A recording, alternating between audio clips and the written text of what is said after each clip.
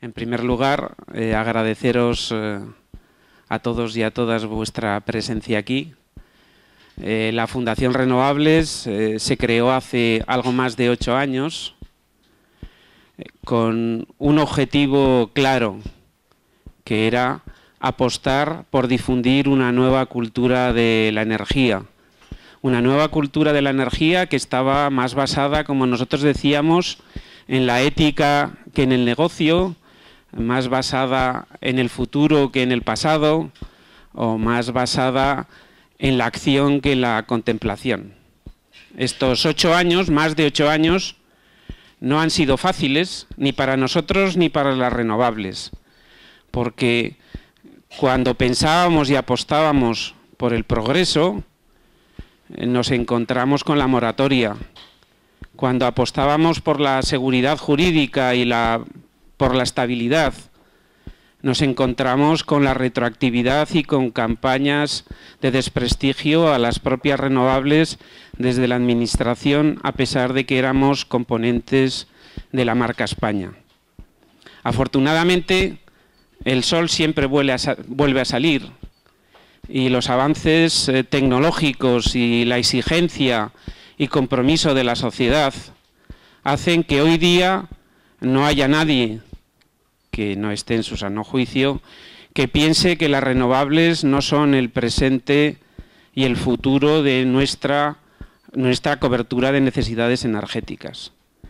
Y llegado a este punto, yo sí quería aprovechar el que estamos todos aquí para hacer un reconocimiento a José Blanco como ponente de la Directiva Europea de Renovables, no solo por fijar un porcentaje de objetivo, que para nosotros siempre será un suelo, porque aspiramos a que sea bastante más, sino sobre todo porque nos ha devuelto, en cierta manera, algunos derechos que los consumidores españoles teníamos cercenados, como era el poder comprar, vender, generar o almacenar energía eléctrica.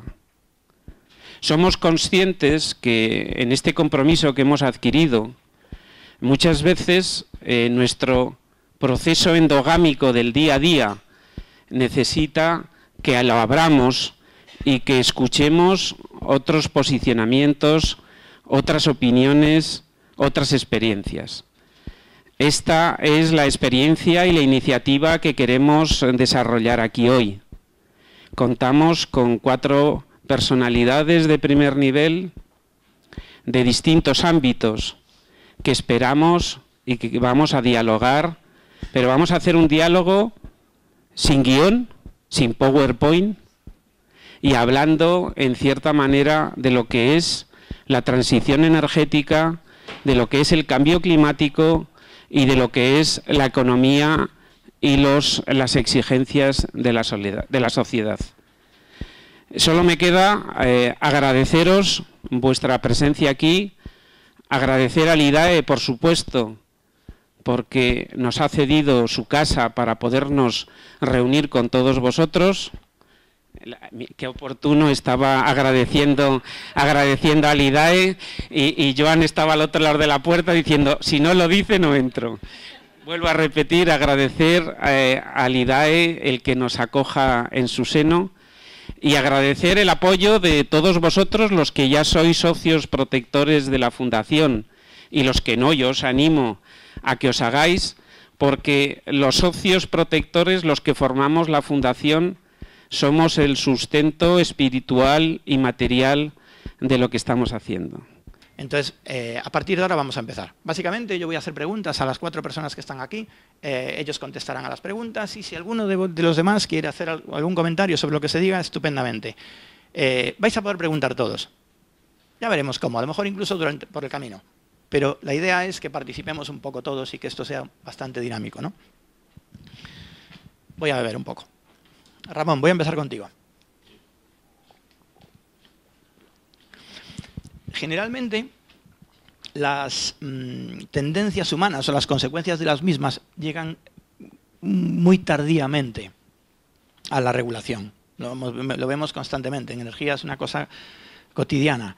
No sé si en economía llega a ese ritmo. De hecho, el año pasado le dieron el premio Nobel a Thaler, que creo que va a venir a Santiago el año que viene con Jorge, por su trabajo en la incorporación a la economía de la teoría del comportamiento humano, y hace tan solo unas semanas se lo han dado a Nordhaus y Romer por integrar la cuestión del cambio climático, del impacto del cambio climático en el crecimiento económico. ¿Realmente hay en el movimiento económico un movimiento real en el que se incorpore el cambio climático como elemento fundamental, o esto es una cuestión pasajera más de la prensa que de la realidad económica? Me parece. Bueno, muy buenas tardes a todos. Yo creo que depende, porque el movimiento que pasa es que es cada vez más acelerado ya. El cambio climático, al fin y al cabo, el primero en hablar seriamente y científicamente es Svante Arrhenius, sueco, como sabéis, premio Nobel de Química, y que en el siglo XIX al final ya empezó a hablar de esto y dijo: aquí hay un efecto antropogénico y efectivamente la atmósfera está cambiando y hay cada vez más CO2 por esto, y él piensa que es una incidencia humana, y lo dice. Y además, como era sueco y los inviernos suecos son muy duros, dice: Suecia se va a poner más calentita, y se regodeó un poco en el tema. Y claro, todo esto, llegarlo hasta Río 92, la cumbre de la Tierra, en la que estuve presente en la delegación del Club de Roma, con Ricardo Díaz Horleiner y otros, pues pasa mucho tiempo. También en economía pasa, ¿no? Porque Keynes, como decirlo, siempre decimos Keynes en España, no Keynes, bueno. Entonces Keynes, lo que se puede decir es que sus ideas sobre la crisis de la Gran Depresión y la necesidad de una inversión pública y de manejo de elementos, las teorías del acelerador, de la inversión de capital, rendimientos marginales, etcétera, etcétera, pues tardó tiempo. Él escribe la teoría general en el año 36, y se puede decir que el primer efecto serio es la ley de empleo norteamericana de 1946, y luego derivado también es el plan Marshall, que tiene mucha importancia para todo. Yo creo que hay un desfase, pero ese desfase cada vez es menor. Es menor porque las tecnologías se introducen, y el conocimiento de la ciencia primero y después las aplicaciones tecnológicas para resolver problemas se van introduciendo más rápidamente.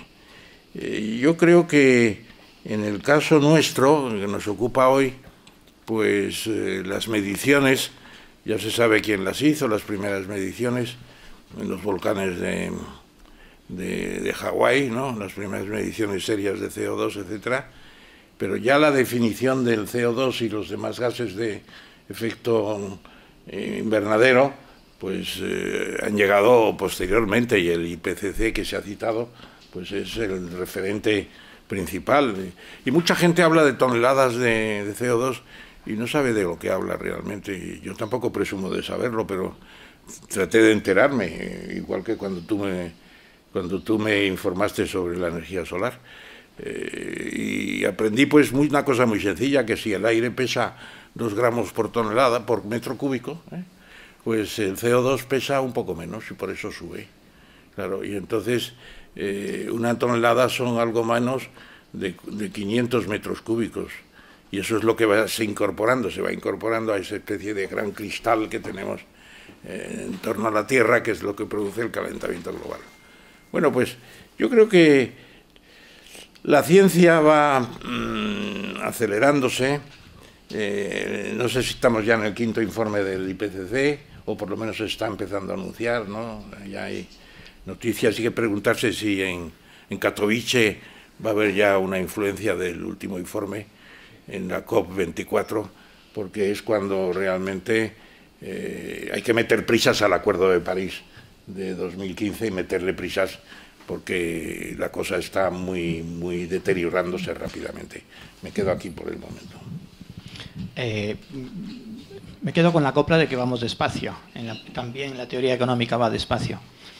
Pepe, estos años te has metido has cambiado tu hábitat, digamos, de forma radical y te has metido en la boca del lobo, donde las tensiones ya no solamente es entre partidos, sino que es entre países, entre grandes corporaciones, entre grandes masas ciudadanas o asociaciones que damos un poco la lata.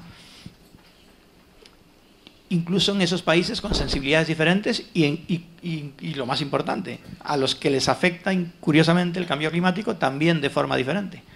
¿Cómo se ha lidiado eso? Porque eso realmente... Vamos, que nos cuentes algo de esa fontanería de lo que hablaba yo antes. Bueno, ciertamente el proceso que he tenido de satisfacción de vivir, porque estas cosas solamente se pueden vivir una vez, ¿no?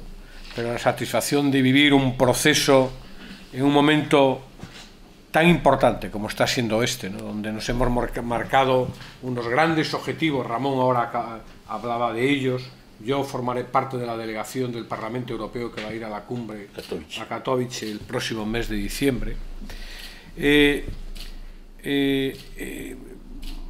Bueno, pues me ha motivado, me ha estimulado, pero sobre todo ha despertado incluso en mí cosas que hasta ahora no sentía de una forma tan acusada, a pesar de que hace 2 años mi hijo de 14 años me dijo, hablando de un tema que ocurría en Galicia aquel año, me decía: papá, no te enteras, esto es el cambio climático. Pues efectivamente parecía que yo no me enteraba y que mi hijo, que tenía 14 años, se enteraba un poco más que yo. Pero efectivamente ese proceso que nos llevó a esta nueva directiva partía de una percepción por mi parte, que es: hay muchos intereses en juego, todos son legítimos, pero hay un interés que debe prevalecer sobre cualquier otro, que es garantizar el futuro del planeta. Y ese tenía que estar por encima de cualquier otro interés. Tanto en este proceso de diálogo, no se os escapa que por el despacho del Parlamento aparecerá reflejado en la directiva, también en un ejercicio de transparencia que vamos a hacer. Pasaron desde las grandes industrias de la energía, desde Enel hasta E.ON, pasando por las españolas, los ministros de todos los gobiernos y todas las entidades que os podéis imaginar, de biocarburantes, de biodiéseles, de renovables, todas, incluida, que me llamó la atención, la Asociación Europea de Pájaros, que cuando pidieron reunirse conmigo por la directiva no sabía cuál era el objeto de la directiva, y luego lo he descubierto, como tantas cosas en este proceso, que era por el impacto que generaban en los molinos de viento en los pájaros. Por lo tanto, fue un proceso muy intenso, marcado desde el primer momento por ese objetivo de garantizar el futuro de la humanidad, contribuir a ello desde una directiva, pero también para ello de despejar inseguridades que eran perceptibles, algunas de ellas habló el presidente de la Fundación, y que habían lastrado pues un desarrollo mayor durante este tiempo. Y con todos los datos, y con esto concluyo la primera, con todos los datos que ya teníamos estudios en nuestro haber, que habían desmontado lo que algunos decían, la utopía que tienen algunos. Siempre se decía que el crecimiento económico y la energía verde era incompatible. Y cuando vemos los datos de la Unión Europea, desde el año 92, los gases de efecto invernadero se reducen un 20% como consecuencia de las políticas de clima en la Unión Europea, y el PIB, crecimiento económico, se incrementa en un 58%, lo cual no era verdad lo que nos estaban contando. Y tampoco era verdad lo que nos estaban contando, Fernando lo cuenta mucho y mucho mejor que yo, aquello de es que estáis haciendo una apuesta por una energía que es más cara. Y por lo tanto, aunque nos gustaría, nuestra economía no se lo puede permitir. Y ya los datos demostraron, y eso hizo posible que tuviéramos que actualizarlos en la propia negociación de la directiva. Los datos demostraron que el coste había bajado tanto que ya era competitivo y que ya ese argumento no se podía utilizar, y obligó, y por cierto lo ha hecho, a que la Comisión y el comisario Cañete tuviera que actualizar los datos para que antes de que se finalizara el trabajo no manejáramos los datos de costes del año 2015, sino los datos actuales que ponían de manifiesto una bajada espectacular de los costes. Por lo tanto, todo este cóctel de intereses en juego pues te lleva a establecer criterios objetivos, pero en el camino tienes algunas sorpresas. Es que países que tenían menos dependencia energética fueran más ambiciosos en materia de renovables, y países que tenían más dependencia energética y que tenían mejores condiciones para poder desarrollar las renovables, como era el caso de España, estuvieran alineados con países con una gran potencia de carburantes fósiles, como era Polonia, frenando el desarrollo de renovables. Esto cambió en el último momento. Afortunadamente nos ayudó en el último momento. En el momento clave, cuando se iba a decidir la posición del Consejo, ya se incorporó la ministra de Medio Ambiente. No es porque sea de mi partido, esto es un dato objetivo, lo sabe todo el mundo, se contó, la ministra de Medio Ambiente española, y esto contribuyó, también ayudó en el tramo final de la negociación, pero fue muy compleja.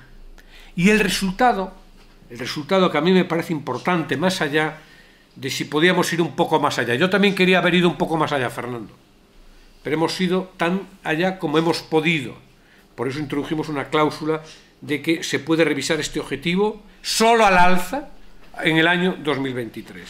Pero la gran virtud que ha tenido es que tuvimos el respaldo en una directiva de estas características del 80% de la Cámara. Es decir, desde los conservadores europeos hasta los verdes europeos, para hablar de dos posiciones teóricamente antagónicas, estuvieron votando finalmente un acuerdo. Por eso es la fuerza y es el compromiso, y eso me parece muy importante. Seguro que comprendes, Pepe, que la sociedad civil, incluso a los políticos que hacen sus deberes, la obligación de la sociedad civil es exigirles todavía más, y más allá, que es seguro lo que está haciendo Fernando, exigir siempre un poquito más. Cristina, recuerdo que en mi infancia los papás fumaban, y ya no solamente es que fumasen en el coche o en el ascensor o en el salón o en la habitación, incluso en la tuya, sino que es que había consenso con que aquello no era malo. No era malo, no mataba. Esto tuvo que morir mucha gente, muchos primos, muchos papás, muchos abuelos, para darse cuenta que efectivamente aquello del tabaco mataba, ¿no? Tú, ya hemos hablado, formas parte del panel de expertos que están estudiando los impactos del cambio climático en el IPCC. Esto seguro que te lo han preguntado. No sé si esto, pero el origen de la pregunta te lo habrán hecho un montón de veces, seguro. ¿No te da hastío, pereza, aburrimiento, o no sé, incluso pánico, el que todavía haya gente cuestionando la realidad del mismo o el origen del mismo? A un científico eso no le exaspera en estos momentos ya. Bueno, buenas tardes a todos y encantada de estar aquí con todos vosotros. Pues sí, nos exaspera bastante. y bueno, es que nosotros siempre decimos lo mismo: el cambio climático no da opción a debate, no es un debate, es una cuestión de ciencia. Es decir, los datos están ahí, los datos observacionales, como bien decía Ramón, se llevan recopilando desde hace el siglo XIX, con lo cual son datos observacionales contrastados en varios lugares del mundo, por científicos estructurados. Es decir, yo creo que es que no hay opción al debate en el tema del origen antropogénico del cambio climático. El problema quizá un poco con el cambio climático, lo que pasa es la velocidad, ¿no? Es como el chiste de la bala, que siempre cuenta mi compañero Julio, que el problema no es que lo que te va a matar es la bala, sino la velocidad a la que va esa bala. Entonces, con el cambio climático, en el tema de la salud, que en mi ámbito, pasa un poco lo mismo. Es decir, es muy fácil inferir una relación causal entre el tabaco y un cáncer de pulmón, entre fumar y la mortalidad. Es algo que fumas, puedes desarrollar un cáncer de pulmón. Pero cómo es de difícil trasladar que el aumento de temperatura de la superficie media global, que el aumento del nivel del mar, todo eso nos está afectando y nos va a afectar en la salud de las personas. Es decir, ya no es solo que nos esté afectando una pérdida de biodiversidad, ya no es que nos está alterando los sistemas agrícolas, los sistemas pesqueros, los sistemas de productividad, tal y como los hemos conocido, sino que además todo esto va a tener unas consecuencias muy graves para la salud de las personas. Ya no es solo conservar el planeta, es que estamos poniendo en peligro nuestra propia existencia, nuestra propia adaptación, porque a la velocidad a la que se produce el cambio no nos está dando tiempo a adaptarnos. Es decir, pasamos desde una serie de señales claras, unos datos observacionales claros, como decía, aumento de temperatura media global del planeta, que es el más significativo, aumento del nivel del mar, aumento de sequías, aumento de inundaciones, aumento de fenómenos meteorológicos extremos que se están viendo, recientemente aumento de incendios forestales. Todo eso se está traduciendo en una serie de cambios a nivel planetario que nos están repercutiendo en último término a nuestra salud. Es decir, el aumento de frecuencia, de la intensidad de las olas de calor, y no solo olas de calor, también olas de frío, porque la temperatura está aumentando no de forma lineal, sino que está aumentando en forma de picos de sierra, es decir, a base de más olas de calor y más olas de frío. Eso conlleva a un aumento global. Es decir, ¿cómo transmites tú la información de que toda esta energía sobrante en la atmósfera nos va a afectar a la hora de aumentar la contaminación atmosférica en nuestras ciudades? Que si ya de por sí tenemos un problema, el cambio climático está acentuando aún más el efecto sinérgico de esos contaminantes sobre la salud, principalmente de partículas de dióxido de nitrógeno y de ozono, porque está propiciando unas situaciones de estabilidad atmosférica que hacen que haya una mayor permanencia de esos contaminantes en la atmósfera. ¿Cómo explicas tú que el aumento del nivel del mar puede estar relacionado con que estén apareciendo enfermedades emergentes, como emergentes en lugares donde no eran tradicionales, como estamos viendo el aumento de dengue, chikungunya y otros vectores que normalmente estaban confinados a las áreas tropicales? Al aumentar la temperatura del planeta, lo que se está haciendo es aumentar el nicho ecológico de esos mosquitos, y por eso tenemos 52 casos de dengue en la cuenca mediterránea y, si no recuerdo más, 3 o 4 de dengue autóctono. Es decir, no de viajeros que lo transmitan, sino gente que ha sido ya infectada por un mosquito con dengue en la península ibérica. Es decir, creo que la magnitud de los efectos en salud ya lo iremos desarrollando, pero es uno de los temas que queda mucho por desarrollar cuando hablamos de cambio climático. Creo que otros países lo tienen totalmente asimilado y asumido. Por mi experiencia en el contexto internacional, hay informes sobre vulnerabilidad y resiliencia de los sistemas sanitarios, cómo nos vamos a enfrentar al cambio climático, y creo que nos queda mucho trabajo por hacer. No me quiero extender con un aumento de enfermedades alérgicas, por ejemplo, por desplazamiento de los periodos de polinización, y el que yo considero que es el gran problema para las personas, que es el problema de los refugiados climáticos. Creo que es un problema muy importante, creo que tenemos que ser conscientes de ellos, y que gente que está perdiendo su sistema de vida por inundaciones, sequías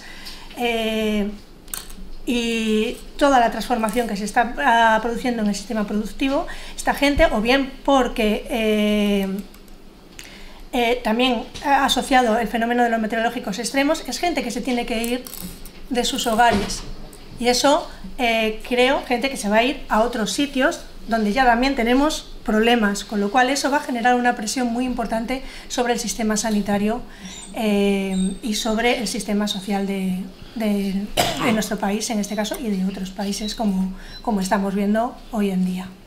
Quizás el cambio climático está afectando a las neuronas del entendimiento de demasiada gente. Jorge, en tu currículum siempre aparece lo primero, que es catedrático de física. Sin embargo, creo que ya tal y como he contado un poco al explicar tu bagaje vital, profesional, creo que a ti tú deberías de poner que eres un divulgador, porque lo haces en todos los momentos de tu día. Hoy hasta viniendo en el taxi del aeropuerto, había que contarle cosas al taxista.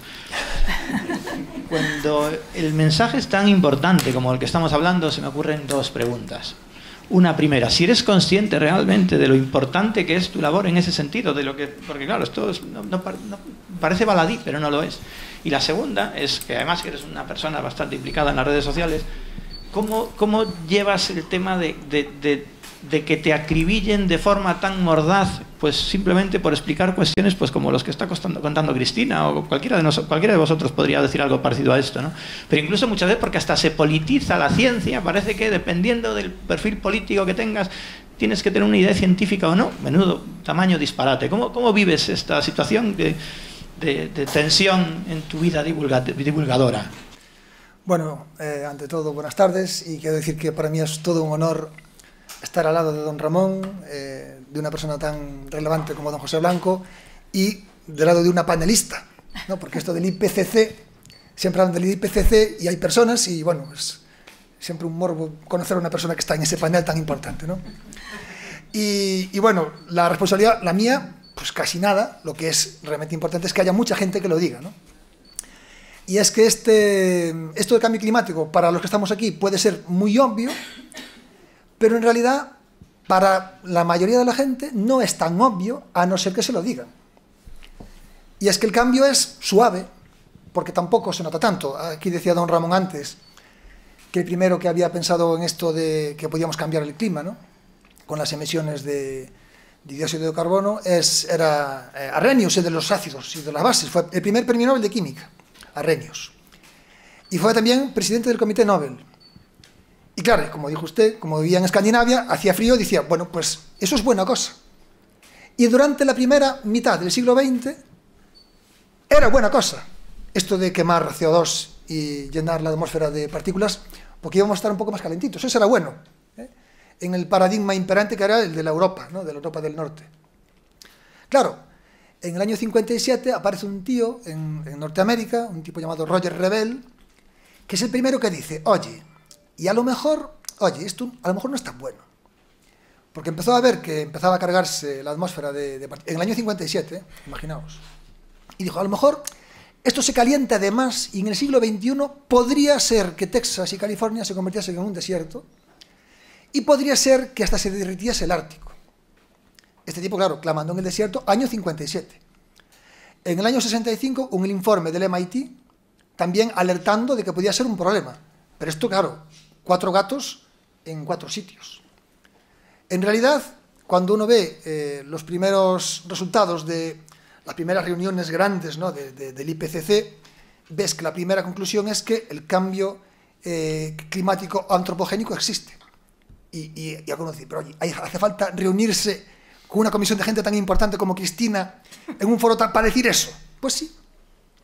Porque, ¿qué está ocurriendo con el clima? El clima, lo que estamos haciendo es trucando el dado del clima. El clima funciona por unos mecanismos que se llaman de física no lineal. Y la física no lineal es un poco jodida de entender. Porque claro, esto es como tirar un dado. Si yo, por ejemplo, tengo un dado, no traje el dado, pero vale este papel, y lo tiro, raca, tiro, pues me sale un 5.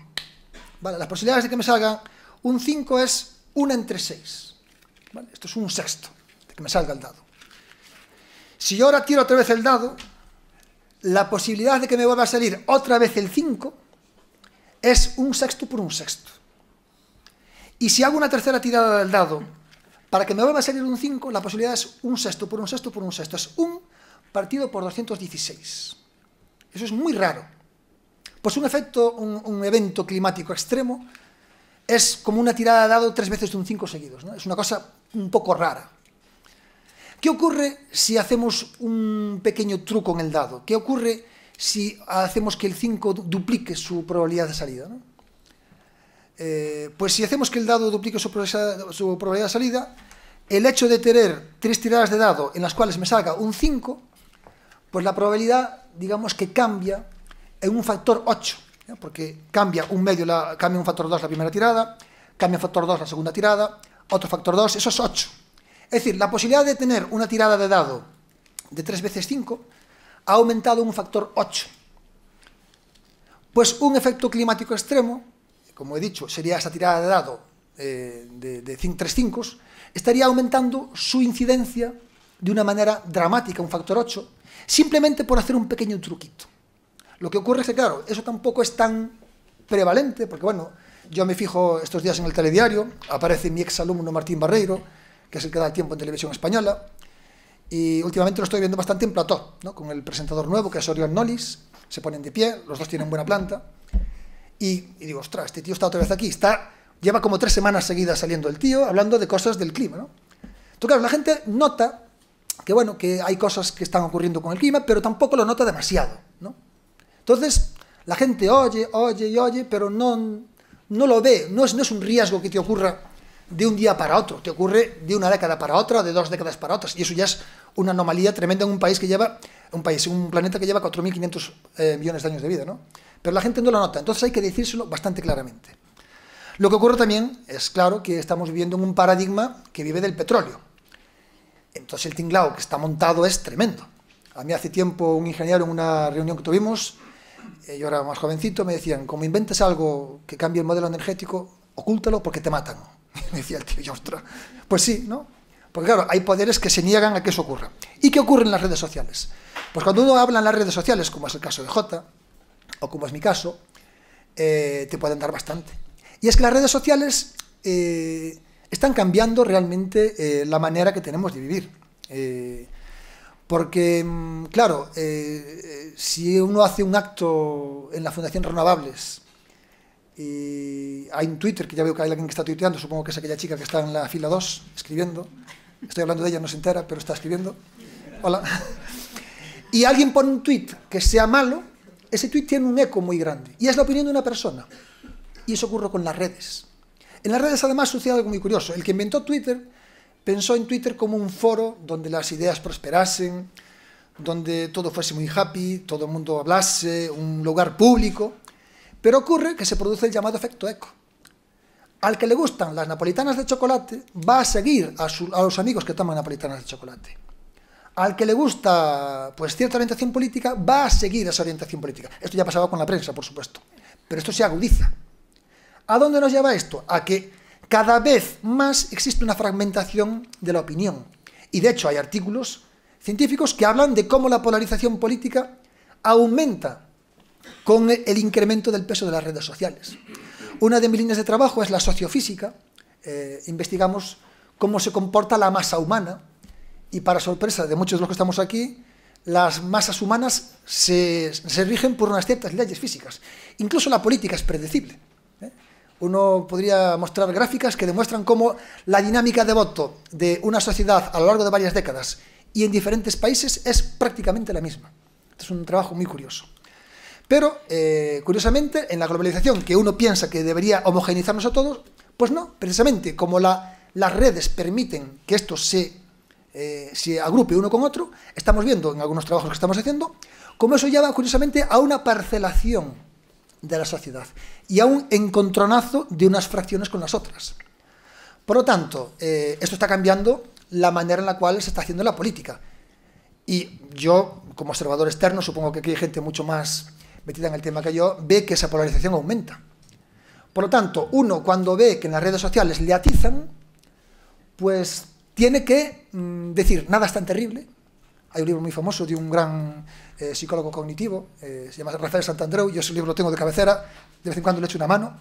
Pues nada es tan terrible, porque tienes que pensar que son opiniones de pocas personas. Lo malo es que esas pocas personas puedan comerle la cabeza a las personas que toman decisiones. Y el trabajo de los divulgadores es precisamente hacer que esas personas que están en la política y toman las decisiones correctas. Porque, como decía Churchill, el político pasa a ser estadista cuando empieza a pensar en las próximas generaciones en vez de en las próximas elecciones. Y yo creo que tal y como vamos, estamos agudizando esa tendencia política a pensar en las próximas elecciones y no en las próximas generaciones. Entonces, nuestra responsabilidad es comerle la cabeza, hacer de filtro un poco de esa gran marea social para transmitir y empujar a la gente que manda. Hoy voy a poner un tuit para ver si se presenta alguien como estadista, porque eso me gustó. A ver si por lo menos en Twitter aparece alguien. De Churchill tiene muchas frases muy buenas. Era un crack el tío. Vamos a empezar la segunda ronda. Como voy a querer que participe la gente, os voy a rogar a los 4, que es 4 o 5 minutillos como máximo por cada pregunta. Ramón, te voy a leer dos titulares de esta semana. 15 millones de españoles respiran un aire que la Unión Europea considera insalubre. Otro dice, según el informe de la Agencia Europea de Medio Ambiente, 31.000 personas mueren cada año en España debido a la contaminación en las grandes ciudades. ¿Por qué es tan difícil introducir en economía los inputs que las externalidades negativas provocan? ¿Cómo es posible oír todavía a economistas supuestamente renombrados de este país hablando del coste de la energía, pero exclusivamente por el precio, no reflejando el impacto de la contaminación de la generación fósil? Esto no es como hacer trampas al solitario, es quitar del balance algo, ¿no? ¿Cómo es posible que esto suceda cuando es algo intuitivo? Yo creo que la cosa se relaciona mucho con lo que acabamos de oír a Jorge. Es decir, el negacionismo es muy fuerte. Además tiene un nombre que a mí me parece que está muy bien puesto, negar lo evidente. Porque claro que el IPCC, que llega a tener como 3.000 sabios ahí, trabajando todo el tiempo, que produce los informes con una gran prudencia, etcétera, etcétera, que venga cualquiera y diga, esos son cuentos chinos, eso es los ecologistas. Y además con un desprecio político normalmente, y además con una proximidad a lo que son las derechas políticas bastante significativo, la proximidad, ¿no? Incluso te dicen, hombre, el CO2 es gas de vida. Bueno, y tienen razón que es gas de vida. Yo tengo una terraza con muchos árboles y me dicen, pero ¿cómo en un tiesto tan pequeño hay un árbol tan grande? Digo, porque toman más del 80% en algunos casos del aire del CO2. Son comedores de carbono y es un gas de vida, evidentemente. Pero también es un gas de vida, lo dicen también otros, dicen, bueno, si no tuviéramos un calentamiento global para los 15 grados que se decía antes más o menos de la superficie terrestre de media, pues estaríamos a menos 20 grados. Una de las diferencias, y cuando dicen el planeta es un planeta antrópico dentro de un universo más o menos antrópico también, es una teoría muy discutible, ya lo sé, Wheeler y Bryce también se han metido mucho en eso, pues claro, si no tuviéramos el calentamiento global para tener 15 grados estaríamos muy mal, pero claro, no existiríamos. Existimos, lo que pasa es que también nos dicen, hombre, en una visión de 800.000 años, a través de los hielos polares, pues se sabe que ha habido subidas de CO2 muy fuertes, sí, pero no con esta celeridad, y sobre todo, no en un mundo de 8.000 millones de habitantes, que sucediera cuando la Tierra tenía 4 o 5 millones de habitantes o menos, pues esa ya se refugiarían donde pudieran, ¿no? Las glaciaciones también tienen mucha relación con la evolución humana. O sea que todo esto hay que explicarlo, Y luego pues hay que explicar cosas, en la línea de lo que tú dices, mucho más próximas. Todos sabemos que el diésel se ha demostrado pues que contamina en alguna medida, que se ha hecho 7 veces lo que la gasolina, ¿no? Claro, pues decisión, pues hay que cortar el diésel, y decisión todavía más amplia, porque tampoco la gasolina es benefactora, pues coches eléctricos. Y claro, ahí pues no me ponga usted el límite para el 2040, que ya empieza la gente a no comprarme mis coches. Evidentemente va a haber un cambio de actitud en los compradores de coches fantástica. Yo creo que se tiene que precipitar el coche eléctrico generalizado. Hablábamos antes de empezar que España tendría que tener un centro de estudios ya de las baterías eléctricas, ¿no? Me parece que se iba a tomar la decisión, el litio, el aluminio, yo qué sé. Bueno, pues termino. Sencillamente creo que el negacionismo es muy fuerte. y están los lobbies, Pepe aludía antes a los lobbies, son fuertes, pero también los lobbies, hay que decirlo. Exxon, que el presidente de Exxon fue el jefe del secretario de Estado de los Estados Unidos, ministro de Asuntos Exteriores. Bueno, pues era partidario de creer en el cambio climático.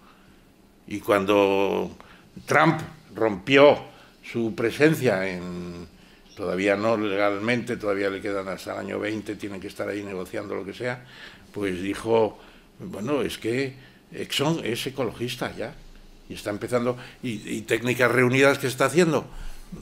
Transformando las refinerías de petróleo del Golfo en productoras de otros materiales, etcétera, etcétera. Y va a haber un cambio total en la industria también, y creen en el cambio climático.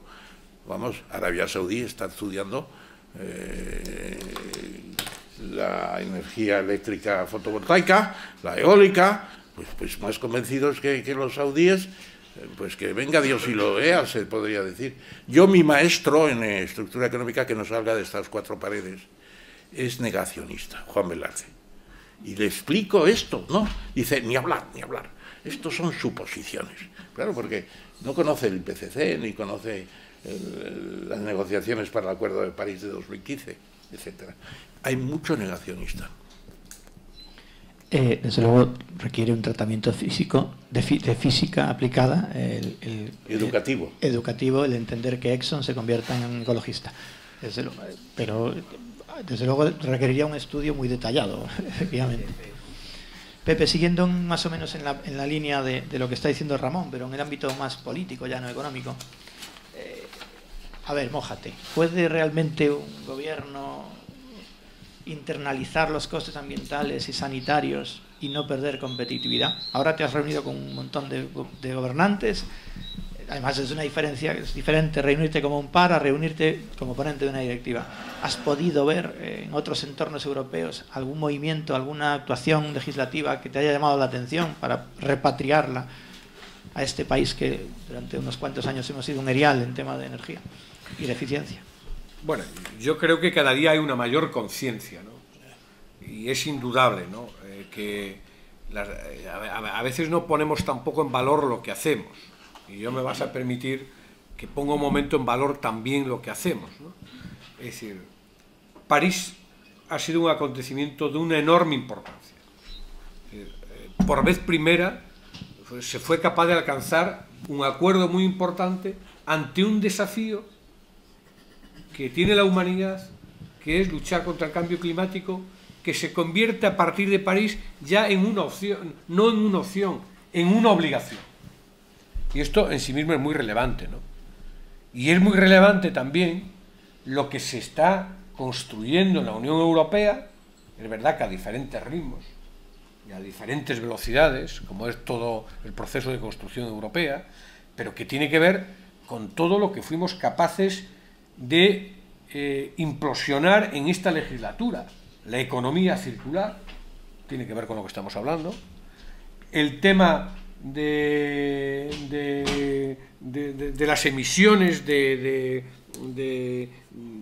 los derechos, que también se ha regulado durante este tiempo, todo el tema del paquete de invierno, que no solamente es renovables, es la eficiencia energética.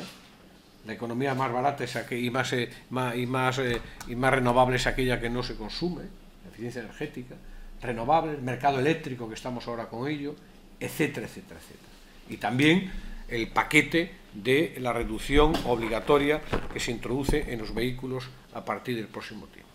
¿Y todo ello por qué?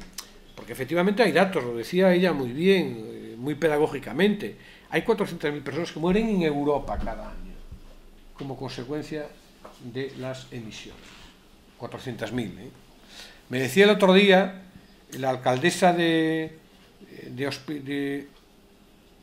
Hospitalet, Nuria. Sí, es que siempre confundo.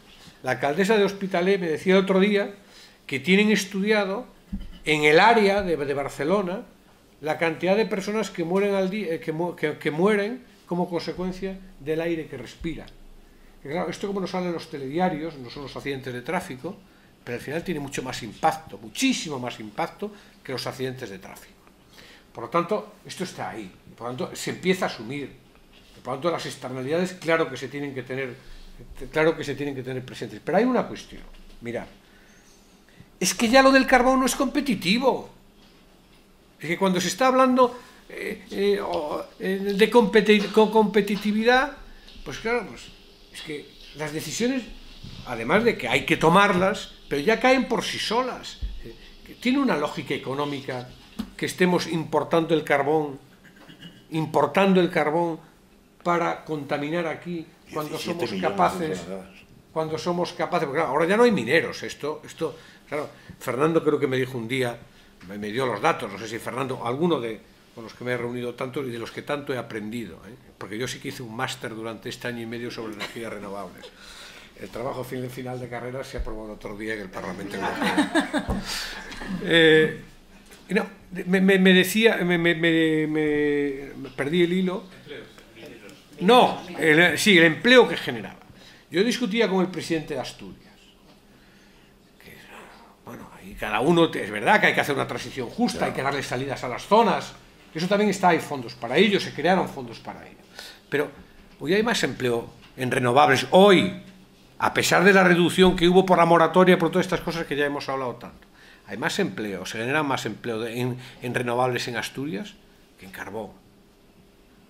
Muchos más.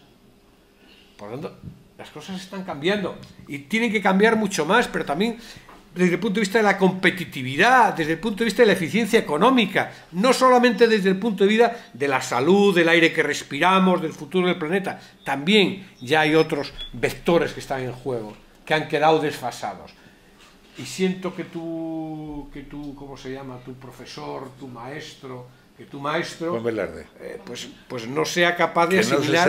Que no se sepa. Esta parte la cortas. Oye, pero a propósito de lo que dice Pepe, mira, perdón, medio minuto. Lo que tú has dicho del carbón que acaba siendo más costoso. Le preguntaron a Bill Gates, ¿y por qué no va usted a París? Que le han invitado junto con otras personas para la ceremonia final del acuerdo y tal. Dice, no voy porque el método es equivocado. Dice, el cambio vendrá con la gran economicidad de las alternativas. Y lo dijo. Y él está financiando experimentación con solar, con eólica y con otras. Y está financiando, porque cree que solamente el precio ya va a ajustar. Yo creo que es un poco simplista, porque los intereses de los lobbies tienen una inercia muy fuerte. Acabo con una cosa. No, mira, tanto es así que las cosas van por otros derroteros, que los grandes fondos de inversión,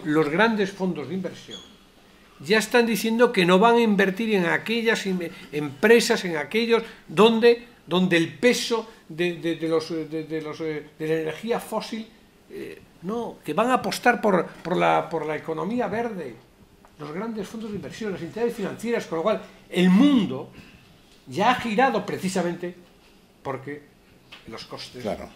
El fondo noruego Statoil, que además desde petróleo y de gas, ha dicho que ya no compra ningún valor que tenga como relación inmediata a los fósiles, claro. Sí, no nos engañemos, pero si los estadistas, que decía Jorge, empujan en la dirección correcta, se va a ir mucho más despacio, aunque la tecnología vaya más deprisa.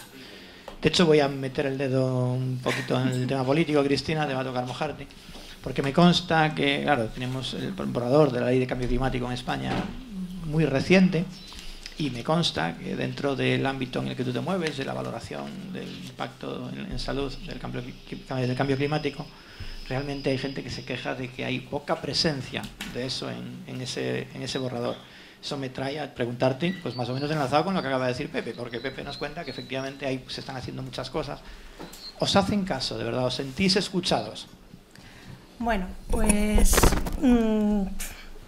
estamos un poco disgustados, porque en el anteproyecto de ley, claro, por ejemplo, el tema de la salud, que para mí es tan importante, ni siquiera está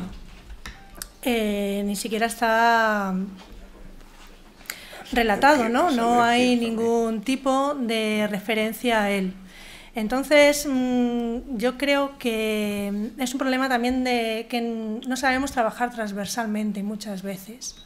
¿Qué pasa? El ámbito de la salud es del Ministerio de Sanidad, es de transición ecológica, junto con el cambio climático, efectos del cambio climático en la salud. ¿Dónde lo ubicamos? ¿Quién se encarga de tener en AEMET, por ejemplo, un departamento de biometeorología? Por poner un ejemplo, en Reino Unido existe la Alianza de Clima y Salud y ya generó un informe en el año 2016 en los que ya ponía de manifiesto las carencias que había a la hora de enfrentarse al cambio climático, efectos del clima relacionados con la salud. Y creo que aquí todavía nos queda mucho por hacer en ese camino. Es decir, por ejemplo, por poner un ejemplo, todos os acordáis de la ola de calor del 2003, con sus 70.000 muertos en Europa, 6.000 en España, y que a partir de ahí se puso, en el año 2004, la gente que ya nos dedicábamos a eso, y que entonces sí que no se nos hacía ningún caso, la gente empezó a darse cuenta de que cuando se produce una ola de calor, se produce un aumento en la mortalidad, principalmente por agravamiento de patologías previas existentes y principalmente en el grupo de población susceptible a riesgo, que son pues, los ancianos. Pero se detectó una sobremortalidad que es evitable si se hubieran puesto las medidas adecuadas. Pues bien, a partir de ese año se puso en marcha, el Ministerio de Sanidad puso en marcha el plan de prevención frente a extremos térmicos, frente a temperaturas elevadamente extremas, es decir, frente a olas de calor. A partir de ahí, nosotros, mediante estudios científicos, hemos visto que con la puesta en marcha de ese plan de prevención, el impacto del calor ha disminuido en nuestro país, no solo en nuestro país. A nivel global está habiendo una disminución del efecto del impacto del calor o una estabilización en otros países.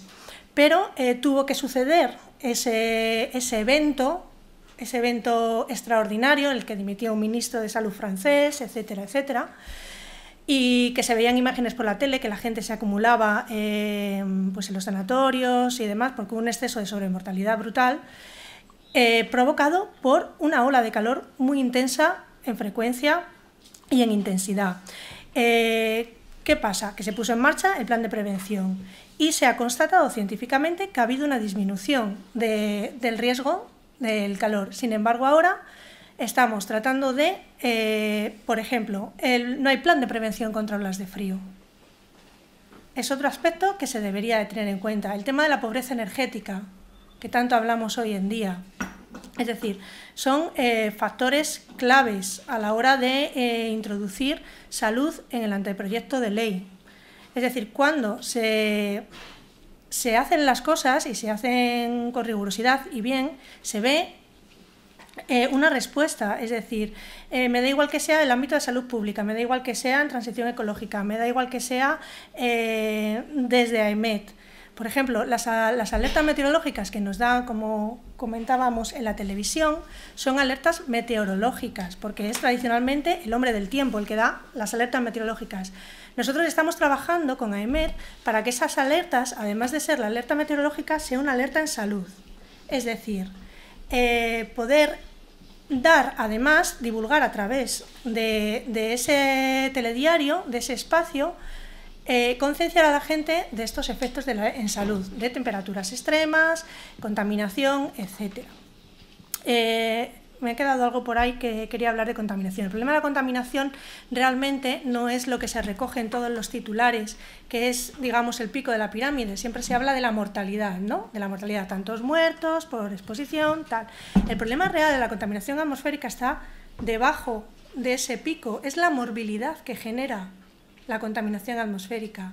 Morbilidad, no estoy hablando de ingresos por enfermedad pulmonar obstructiva crónica, por ataque de asma o por una irritación de garganta. Estoy hablando que la contaminación atmosférica está detrás de partos prematuros, está detrás de exacerbación de brotes en enfermedades neurodegenerativas como Alzheimer, demencia o Parkinson, y toda esa carga de morbilidad está generando lo está generando en gran parte la contaminación atmosférica. Es muy, siempre en los medios de prensa, pues lo más llamativo es tantos muertos. No, es que no son tantos muertos, es toda la carga de dependencia y de morbilidad que se está generando. Y también otra cosa, solamente para aclarar términos, la Unión Europea no pone los límites de protección para la salud, los pone la Organización Mundial de la Salud. La Unión Europea marca los niveles y muchas veces esos niveles están, en el caso de las partículas y en el caso del ozono especialmente, están muy por debajo de los límites de protección para la salud que marca la Organización Europea, la Organización Mundial de la Salud.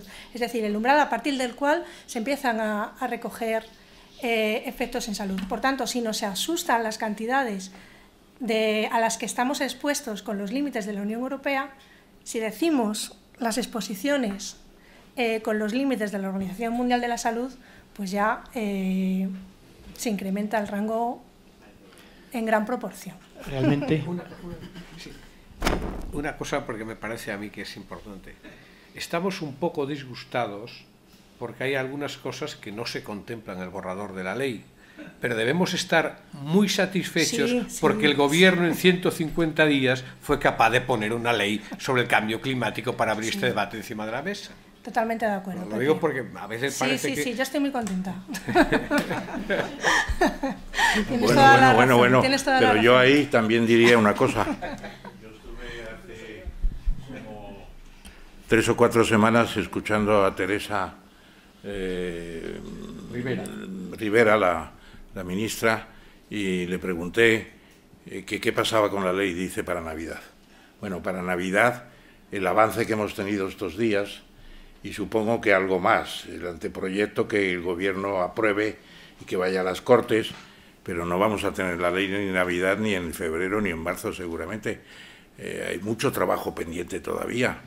Está bien que finalmente esté en marcha la ley. Y a propósito de lo que decíamos al principio de Nordhaus está muy bien que llame la atención por su inquietud por el medio ambiente, un premio Nobel casi ya para premio de medio ambiente, pero Nordhaus tenía unos antecedentes muy buenos, le podían haber buscado por otro lado, porque él dijo las guerras de Afganistán y de Irak, decía Bush, van a costar 60.000 millones de dólares. Han costado 2 billones. 2 billones de 12 ceros, ¿eh? Y realmente... ¿Y cuántos muertos? 12 ceros, no de 9 ceros. Es decir, va asociado también todo esto con el tema de la paz. El tema del paz, del armamentismo, vamos a seguir las grandes potencias, las hegemonías, y lo del medio ambiente es un cuento de caminos. Bueno, no sé, después de escuchar a Cristina, yo no sé, no creo, no creas que de caminos. De hecho, me gustaría que todos los políticos fuesen igual de hipocondríacos que yo, porque salvo el parto prematuro, el resto lo sentí todo, ahora cuando la escuchaba, y se acongojasen tanto y efectivamente asumiesen la importancia real que tiene esto. Y como le decía antes a Pepe, y puedo decirle a Pilar ahora, nuestra labor es siempre exigir un poco más, incluso cuando estamos contentos. Y no me he metido con enfermedades alérgicas en niños. Jorge, me parece que de las alergias, ¿has hablado de las alergias? Seguro que tenemos tiempo. Porque la composición del aire es un producto químico, ya no es tanto nitrógeno, tanto oxígeno y tantos gases nobles, ¿no? Mira, voy a meter un poco de polémica. Es otra cosa ya. Jorge dice muy habitualmente que algo que generalmente se había oído de que la transición vendría con el peak oil, con el que se iba a acabar el petróleo, con y Jorge ya de hace bastante tiempo, ¿no? ahora que las renovables están tan baratas, venía diciendo que no es verdad, que el petróleo que efectivamente nunca se iba a acabar. Y yo creo que la gente no entendía lo que le decía, y como la gente no entendía lo que le decía, le arreaba de forma inmisericordia. Me gustaría darte la oportunidad de explicar eso en detalle. Sí, a mí algo que siempre me reventó mucho es que nos dijesen que, bueno, que como se acabe el petróleo, adiós, ¿no? Y que, bueno, dependemos del petróleo y que las reservas de petróleo y que, bueno, cuando se acabe el petróleo, aquí el mundo tendrá que buscarse la vida, ¿no? Y realmente yo lo que digo es que la Tierra es más pequeña de lo que parece. Hace un mes un avión de Singapore Airlines salió de Singapur a Nueva York de una tirada y volvió de Nueva York a Singapur por el lado contrario, es decir, dio la vuelta en 2 aviones, ¿no? Y es que la Tierra es más pequeña de lo que parece. Y no tenemos atmósfera para tanto petróleo. Porque yo siempre pongo el ejemplo, don José ya me lo ha visto y Juan también me lo ha visto, si cogemos la Tierra y la reducimos a la escala de un balón de fútbol, la Tierra tiene de radio 6.400 kilómetros, un balón de fútbol tiene de diámetro 22, si ponemos la Tierra a la escala del balón, la atmósfera sería una capita muy fina. Yo hoy venía en avión a 10.000 metros, nos dijo el comandante, y por debajo del avión está el 75% de la atmósfera. Pero es que si fuésemos a 20 kilómetros de altura, que no podemos ir, tendríamos el 99% de la atmósfera por debajo de nosotros. Esa capita puesta a la escala del balón sería como un film de estos que usáis para las lechugas en casa. Uno de estos que hay para poner las lechugas en casa, ¿no? Y que mide pues 1/3 de milímetro. Entonces, eso sería 1/3 de milímetro encima del balón de fútbol. Y claro, si vemos la superficie que tiene la Tierra y vemos la cantidad de CO2 que metemos a la atmósfera, pues la cuenta es clara. La Tierra tiene, como dije, un radio de 6.400 kilómetros. La superficie de una esfera es 4 por pi por r al cuadrado. El 4pi viene siendo más o menos 10. 6.400 kilómetros al cuadrado pues es un 4 con 7 ceros a continuación, que son kilómetros al cuadrado. Para pasarlo a metros cuadrados hay que multiplicar por un 1 con 6 ceros más. Esto nos sale que la Tierra tiene una superficie de un 5 con 14 ceros en metro cuadrado. ¿Y cuánto pesa la atmósfera encima de cada metro cuadrado? Pues pesa el equivalente a 10 metros de agua. Es decir, pues un metro para arriba de 10 metros de agua, pues serían como 10.000 kilos. Si multiplicamos esto, nos queda que el peso de la atmósfera total, lo que pesa nuestro aire, es un 5 más o menos con 18 ceros en kilos. Y claro, al año estamos metiendo a la atmósfera en kilos de CO2 un 4 con 13 ceros. Un 4 con 13 ceros comparado con un 5 con 18 ceros, eso viene siendo pues como 10 partes por millón. Si uno mira las reservas de petróleo que hay en el mundo, queda algo así como un 1 con 12 ceros a continuación de barriles de petróleo. Entonces, eso implica que al ritmo que vamos, podríamos gastar al ritmo que estamos gastando petróleo durante 50 años. Si multiplicáis las 10 partes por millón por 50, la cuenta no sale. De hecho, el problema que tienen los de IPCC es que el porcentaje de CO2 en la atmósfera ha pasado de 280 partes por millón a 400 partes por millón, que es algo que no ocurría desde antes de existir los homos. Pues claro, ahí el caos sería total. Es decir, la humanidad en los próximos 50 años, en algún momento, yo creo que antes que más tarde, se va a dar cuenta de que no hay sitio para quemar tanto petróleo. Y por supuesto veremos cómo el petróleo se hunde a precio de saldo y no se va a poder vender, porque al que queme petróleo lo matan. Porque la gente va a ver que eso ya no tiene más aguante, ¿no? Por lo tanto, yo creo que ese paradigma de que estamos dependiendo tanto del petróleo, que sí que dependemos del petróleo, pero es que en un plazo de tiempo muy pequeño, el plazo para cambiar el diésel, no sé si hablaba en 2040, 2030, en ese plazo no va a ser posible ya quemar petróleo. Entonces la gente tiene que aprender a ver con un poco de perspectiva. Yo espero llegar a los 100 años. Y yo espero ver confirmada esto que digo, que supongo que alguien lo habrá dicho por ahí antes, supongo. Pero yo creo que se tendría que empezar a saber más, ¿no? Que no tenemos, la persona que escribe en Twitter, que es ella, no tenemos atmósfera para quemar tanto petróleo. Entonces, en algún momento se va a tener que cortar el grifo. Yo creo que los árabes, como decía don Ramón, ya están aprendiendo. Alguien le ha hecho esta cuenta seguro, porque la cuenta se podrá hacer más sofisticada, y ya están invirtiendo para el parón, porque van a tener un parón a narices.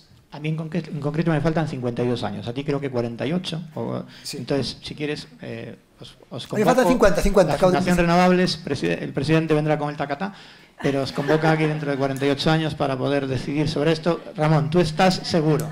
En 2068 venimos aquí, hacemos otra. En 2068, Juan, hacemos una aquí. En 2068 y venimos y veremos. Venga, como se nos está alargando un poquito y quiero que participéis vosotros, vamos a hacer una última ronda de preguntas. Mi médico de cabecera, supongo que por interés propio también, me ha certificado 103 años. Bueno, y si me lo permites, a propósito de lo que ha dicho Jorge, ese cálculo lo hemos hecho y parecidísimo. Y me acuerdo de la fórmula de la esfera, 4/3 de pi r al cubo, etcétera, etcétera. Sí. Bueno, pues todo eso me acuerdo muy bien. José María Baldassano y yo. Y yo le decía, ¿y cómo vamos a hacer estos cálculos? Dice, no te preocupes. Él estaba todavía en ese momento en el Centro Nacional de Supercomputación de Barcelona. Y lo metía en un aparatito que tienen por allí y lo hacía rápidamente, ¿no? Es verdad. El cielo tiene un tope que se acaba. Se acaba. Y además, lo que se llamaba el pico de Hammer, que antes se preguntaba a la gente, ¿y cuándo? Pues cuando se acabe el petróleo. Bueno, el petróleo no se acaba nunca, porque además hay campos que se extrajeron con tecnologías muy rudimentarias, el 20%, y están en explotación otra vez para sacarle otro 30 o 40%. El pico de Hammer va a venir cuando, por razones de los coches eléctricos y de la política del Acuerdo de París, deje de consumirse petróleo. ¿Cuándo va a ser el año de máximo consumo? Estamos en cuánto, en 92 millones de barriles día, me parece que son, una cosa así. Bueno, pues no está tan lejano, lo vamos a ver, 5 o 6 años es posible. Ya no 48 ni 50, en 5 o 6 años volvemos a estar aquí. Venga, última ronda, empiezo por ti, Pepe. Pepe, no lo sabéis, nació en un pueblo precioso en el Camino de Santiago que se llama Palas de Rey, pero vivió en realidad toda su vida hasta que pegó el salto para aquí, en Lugo, pueblo mucho más bonito que Palas de Rey, donde va a parar, que es el mío. Entonces, y después se instaló en Madrid, donde su familia vive, y vive pues de una forma feliz. Claro, pero el haber vivido todo esto, tú sabes perfectamente las ventajas que tienen tus hijos por vivir aquí, pero también sabes las desventajas enormes, la cantidad de cosas que se pierden por no vivir en un sitio más pequeño. El ejemplo más drástico que tenemos aquí, y además te voy a pedir que te mojes, porque al fin y al cabo es la última pregunta que te voy a hacer yo, es que, claro, ellos ven que viven en una ciudad en la que su alcaldesa ha decidido cerrar el centro a los coches. ¿Qué le explica papá a los chavales sobre esto? Bueno, la pregunta no es precisa, porque yo vivo en una ciudad que se llama Las Rozas, donde el alcalde todavía no ha prohibido, pero bueno, en todo caso comprendo el sentido de la pregunta. Bueno, el sector del transporte es el que más emisiones produce, el 25%, y por lo tanto hay que hacer pedagogía sobre la necesidad de descarbonizar el sector del transporte. Yo mismo me estoy convenciendo a mí mismo. Yo tengo 2 coches diésel y ya tengo un plan para ir sustituyendo el diésel por eléctrico y por híbrido. Y yo mismo utilizo el tren, que por cierto yo llevé al aeropuerto cuando era ministro, para ir desde Las Rozas al aeropuerto todas las semanas para coger el avión. Es decir, yo creo que es imprescindible ir a un proceso de descarbonización del transporte. Eso se tiene que hacer de múltiples fórmulas. Se tiene que hacer impulsando el coche eléctrico. Yo soy de los que sostengo, Ramón lo insinuaba ahora, que va a haber una revolución tan grande con el coche eléctrico que va a aparecer entre nosotros como algo habitual y nos va a pasar que como el teléfono, no nos vamos a dar cuenta. Es decir, yo recuerdo todavía cuando cogía aquel teléfono que tenías que ir con aquella caja en el coche y de repente todo el mundo tenía teléfono. Y no había pasado mucho tiempo. Pero éramos pocos los que teníamos la caja, aquella, y de repente todo el mundo tenía teléfono. Pues yo creo que con el coche eléctrico va a pasar algo parecido. Yo decía en un debate la semana pasada en el Parlamento, la semana anterior, ¿no?, cuando se hablaba de la reducción y de los porcentajes que decía en el Parlamento, oye, porque la industria estaba muy pesada, con que les proponíamos exigencias muy altas para el 2030, y yo les decía, oye, la industria europea lo que tiene que hacer es ponerse las pilas. Nunca, mejor dicho, se tenía que haber puesto las pilas también para desarrollar sus propias baterías y que eso no fuera producido y diseñado, pero porque si no vamos a tener coches aquí producidos por los chinos, más baratos que los convencionales, y la industria europea perderá competitividad. Cuando hacemos un proceso de transformación tan brutal que lo tenemos que asumir y lo tenemos que explicar. Y el problema probablemente no lo tengan mis hijos, el problema lo tengo yo, porque yo ahora ya cada vez que tengo que bajar en mi coche de Las Rozas a Madrid digo, oye, a ver, ¿cómo me afecta la restricción? ¿Por dónde puedo circular? ¿Por dónde no puedo circular? Porque probablemente con toda la digitalización, los hábitos de consumo van a cambiar, la gente incluso va a dejar de tener el coche en propiedad para moverse con un coche de un lado para otro, que cogen un lado, dejen otro. Los hábitos de consumo van a cambiar y yo creo que eso nos va a chocar más a los que estamos acostumbrados a una forma de trabajar, de comunicarte, de moverte, etcétera, que a las nuevas generaciones que al fin y al cabo, pues eso. Sí, ahora para preguntar a Cristina, No, antes de que le pregunte. Pasa igual que con las plataformas, con Cabify, Uber, con esos debates. Es decir, si escuchamos a la gente joven, pues...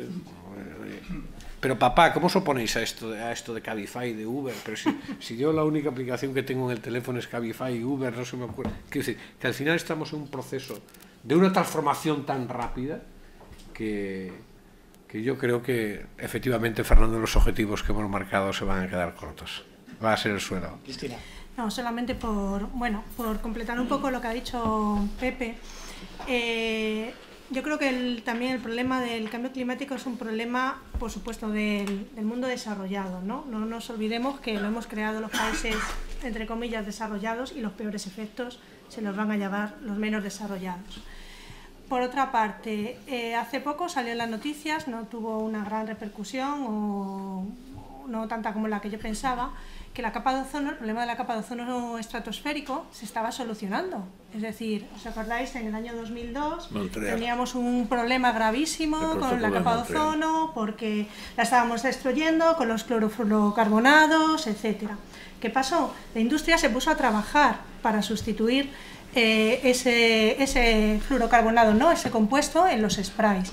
Al ciudadano no nos supuso nada a nivel de confort, estoy hablando, usar un spray u otro, porque realmente nuestro nivel de confort no nos suponía nada. ¿Qué más me da? Pues lo compro sin fluorocarbonado y ya está, y se homogenizó y ahora todos son protege la capa de ozono, ¿no? ¿Y qué pasa? Se ha solucionado ese problema desde el 2002 hasta ahora, se está solucionando. Bueno, pero es una vía. ¿Qué pasa con el cambio climático? ¿Qué pasa con dejar el coche? Nos supone, yo creo que a la población, los ciudadanos más ricos, de los países más ricos, nos supone o creemos que nos va a suponer una falta de confort. El cambiar nuestros hábitos, el jolín, ahora vengo con un coche diésel, tengo que pensar en comprarme uno eléctrico y esto, pues menudo rollo. Es decir, yo creo que hay que trasladar un mensaje de que no va a ser así y que merece la pena. No sé si entendéis por dónde. A mí me ha encantado. Venga, voy a acabar con vosotros en esta mesa. Ramón. Sí. Hay un concepto muy interesante que se entiende con facilidad, que es este de la solidaridad intergeneracional para los sistemas de previsión social. O sea, el hecho de que nosotros todos paguemos para que los que nos han precedido puedan tener una jubilación adecuada o para que haya más facilidad, para que tengan en su época pasiva, si es que hoy en día los abuelos tienen actividad pasiva, tengan una ancianidad más serena. Sin embargo, cuesta muchísimo explicarle ya no a los más jóvenes, sino a mi generación, lo insostenible de la situación en la que estamos. No hay esa misma solidaridad intergeneracional climática. No la hay. El hecho de que la gente le digas, mira, tienes que ser consecuente porque si no, tus nietos no van a poder vivir bien. Ya no como tú, que como tú ya por seguro que no, pero no van a poder vivir. ¿No? ¿De qué manera crees a ver, tú has vivido el principio de nuestra democracia, incluso nuestra Constitución, con un artículo 45 un poco endeble probablemente a estas alturas? ¿No crees que habría alguna manera de hacer algún tipo de contrato social que fijase esa solidaridad intergeneracional climática?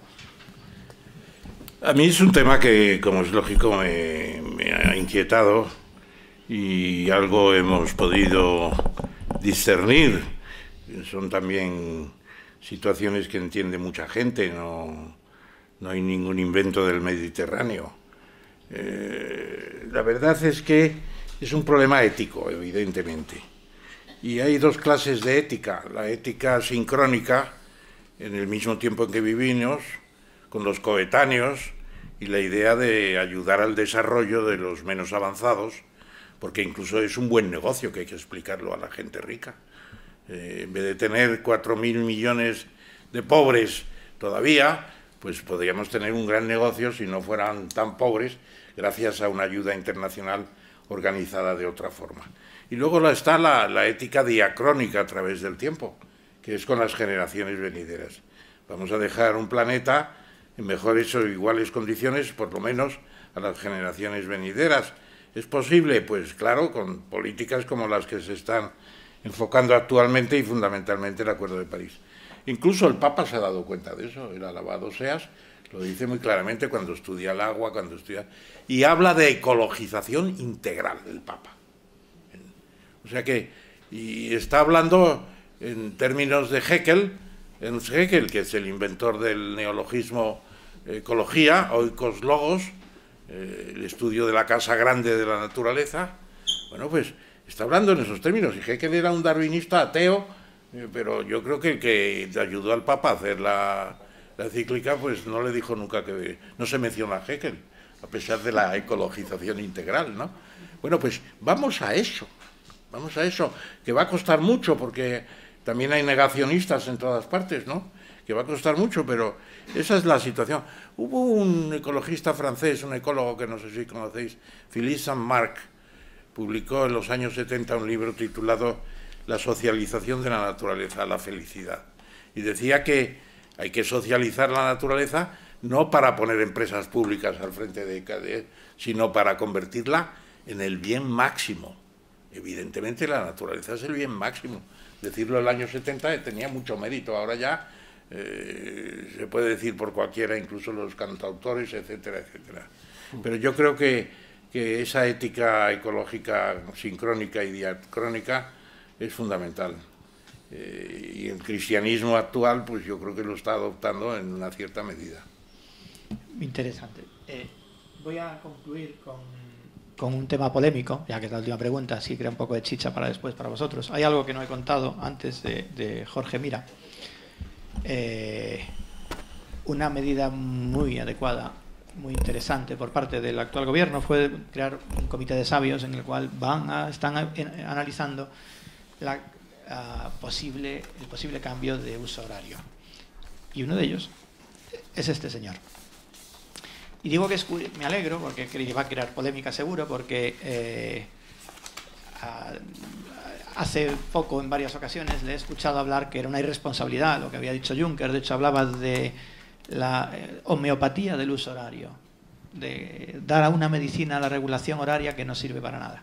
Sin embargo, como todos sabemos, hay voces supuestamente también autorizadas que no entienden exactamente esta cuestión de esta manera, sino que entienden que quizás en alguna localización pudiese ser una medida que provocase algún tipo de eficiencia energética. Y me parece una pregunta estupenda para cerrar mi parte de preguntas y crear polémica para que preguntéis también vosotros a continuación. Agradezco la pregunta y agradezco que esté aquí don José Blanco, que bueno, como europarlamentario espero que allí promueva que exista un poco más de calma con este asunto. El tema del cambio estacional de hora, que es una de las polémicas de este año, se genera por una petición de Finlandia, que es un país polar. En Finlandia vive Papá Noel. En Rovaniemi, que es el sitio más turístico de Finlandia, ahí vive Papá Noel. Tiene allí su casa y tiene, bueno, ya más que una casa, ¿no? Y por ahí pasa el círculo polar ártico. Esto quiere decir que ahí tienen 6 meses prácticamente de noche y 6 meses prácticamente siempre de día. Y claro, a un finlandés, vamos, le da igual que se haga cambio estacional de hora o no. Yo, si fuese finlandés, también diría, oiga, señor Juncker, instituciones europeas, quítenme a mí el cambio estacional de hora, que a mí no me sirve para nada. Pero el error es que olvidar que Finlandia es un país polar y los que estamos más al sur ya no somos países polares. Somos países en los cuales hay una fluctuación entre el día y la noche que no es tan acusada. Aún así, en España, la diferencia entre el día y la noche cambia más de 6 horas cada 3 meses. En verano hay 6 horas más de día que de noche. 3 meses después, en el equinoccio, la diferencia es 0. En el solsticio de invierno ya 6 horas a favor de la noche y así cada 3 meses. Por lo tanto, es necesario cambiar la hora 2 veces al año. Sé que algunos de los que están aquí me van a matar por esto, pero es que deben pensar ¿Cuál es el problema del cambio estacional de hora? Que estamos mal durante 3 días o que estamos mal durante 2 días. La Unión Europea, siempre que ha analizado los impactos del cambio estacional de hora, hizo informes y siempre se aconsejó en sus informes seguir manteniendo el cambio estacional de hora. Y ahora, como Finlandia lo ha pedido, alguien se ha puesto nervioso, ha creado una encuesta en Internet, no sé si ustedes la han probado, una auténtica pirria, en la que votó el 0,86% de la población europea, 0,86% de europea, y los titulares, el 80% de los europeos quieren, el 80% del 0,86%. Y en base a esa encuesta online de me gusta o no me gusta, ya se ha detonado una especie como de bomba que hay que cambiar ya y todo el mundo nervioso. Tenemos que pensar, el único obstáculo es esos 3 días que podemos estar mal. Pero tenemos que pensar en los 7 meses que vamos a tener un horario adaptado al verano. Pensemos en qué ocurre si en España se quita el cambio estacional de hora. ¿Con cuál nos quedamos? ¿Con el de verano? Pues si nos quedamos con el de verano, en la costa atlántica gallega, donde yo soy de la Costa da Morte, es una zona que les recomiendo visitar, la parte más occidental de la zona horaria europea. Santiago de Palas también. Sí, también. Pues esa zona estaría amaneciendo más tarde de las 9 de la mañana durante 4 meses y medio al año. Estaría amaneciendo entre las 9 y las 10 en la Costa da Morte y en toda la franja atlántica gallega, donde vive el 90% de la población de Galicia. ¿Qué pasa si nos quedamos con el horario de invierno? Pues si nos quedamos con el horario de invierno, estaría amaneciendo antes de las 6 de la mañana en Cataluña durante 4 meses al año. Un sol malgastado. De hecho, esta cosa de la decisión fractura directamente al país. Yo, si fuese mediterráneo, yo pediría quedarme con el horario de verano. Si fuese gallego, yo igual me quedaría también con el de verano, pero los gallegos a lo mejor nos interesa más quedarnos con el de invierno. Pero una cosa u otra no sería buena. Sería como estar con abrigo en verano o estar con bermudas en invierno. Tenemos que pensar que si, por ejemplo, lo que hacemos es quedarnos con el horario de invierno todo el año, en junio, en los últimos días de junio, a las 8:30 de la mañana, el sol estaría más alto que cualquier día de diciembre en cualquier lugar de España y en cualquier momento del día. No sé si se me ha entendido. Si miramos el punto máximo de altura solar que tendremos en el mes de diciembre, escojan ustedes cualquier sitio de España, escojan el mediodía porque es el sitio en el cual el sol está más alto, pues a las 8:30 de la mañana en junio estaría más alto el sol que en cualquier momento de diciembre. Y estas son cosas que yo creo que no ha pensado el señor Juncker. Y son las cosas que estoy diciendo últimamente. Agradezco muchísimo digamos, el buen criterio de nuestros amigos portugueses. El primer ministro António Costa en Portugal, que creo que, bueno, a la gente le gusta cómo está gobernando, encargó ese informe al Observatorio Astronómico de Lisboa, que está dirigido por un físico, el profesor Rui Jorge Agostinho, que va a estar en Galicia el día 4. Y Rui Jorge lo que dijo fue que Portugal no va a cambiar nada. Portugal va a seguir haciendo el cambio estacional de hora que lleva haciendo un siglo. Y, por supuesto, tampoco va a tocar el uso horario. Porque lo de los horarios ya es otra cosa también para nota. Un día, si queréis, os cuento, eso sería ya otro debate, ¿no? Y los portugueses lo tienen claro. Ellos han probado a cambiar de uso horario. Eso fue una de las causas de la caída del gobierno de Cavaco Silva. Ya probaron a eliminar el cambio estacional de hora del 67 al 75. Les fue fatal. Entonces, tienen muy claro que jugar con el horario, con la regulación horaria, es un peligro. España lleva 80 años en su uso horario. Está plenamente adaptada a él. Por cierto, mi colega portugués tiene muy claro que España no debe cambiarse al uso horario de Portugal. Yo lo tengo muy claro, él lo tiene claro, va a venir a Galicia a decirlo, a ver si lo dice él en Galicia, la gente se tranquiliza y se deja de meter conmigo en Twitter también. Y tiene también muy claro que el cambio estacional de hora es necesario para ajustarnos a esa variación que tiene el día a lo largo de las estaciones. Como hay estaciones, el día es más largo en verano que en invierno. Por lo tanto, tenemos que tener una hora de verano y una hora de invierno para adaptarnos precisamente a eso. Si finalmente se perpetrare, y uso el futuro de subjuntivo esperando que no ocurra, lo de eliminar el cambio estacional de hora y nos quedásemos, por ejemplo, con el de invierno, con el de verano, habría que ver el impacto que tendría en la salud de las personas apagar el sol una hora por las tardes. En el Levante sería catastrófico. De hecho, los parlamentos valenciano y balear ya han pedido hace 2 años quedarse siempre con el horario de verano, porque ellos lo ven claro, pero el impacto que tendría en la salud de las personas, sobre todo en la economía, apagar el sol 1 hora por las tardes sería catastrófico. Va mucho más allá que el consumo energético. El IDAE ha hecho cuentas, que estamos en una casa noble para estas cosas, ¿no? Hacen sus cuentas, que bueno, que habría que matizarlas, pero eso tampoco vamos a entrar, ¿vale? Bueno, incluso en lo que las hace. No, bueno, tampoco después en la cena. Pero en la cuenta energética, pues tampoco es el problema el ahorro energético. La ventaja del cambio estacional de hora es el bienestar de la gente y el movimiento del país que se genera con esa hora de más por las tardes. No sé si tengo tiempo, porque si no me enrollo. No, está muy bien. De hecho, para mí, además no solamente lo has explicado muy bien, sino que me has explicado por qué demonios también te rean en Twitter en finlandés, que yo hasta ahora no lo sabía. Entonces, ahora sí que lo sé. Bueno, esta es la parte que me ha tocado a mí, ahora es la que os toca a vosotros. Me encantará por lo menos dedicarle, ahora que no está el director y no me dice nada, 10, 15, 20 minutos a vuestras preguntas, por favor. Venga, allí hay un par de ellas primero. Vamos a empezar por allá, aunque solo sea por haber sido el primero. Voy a hacer...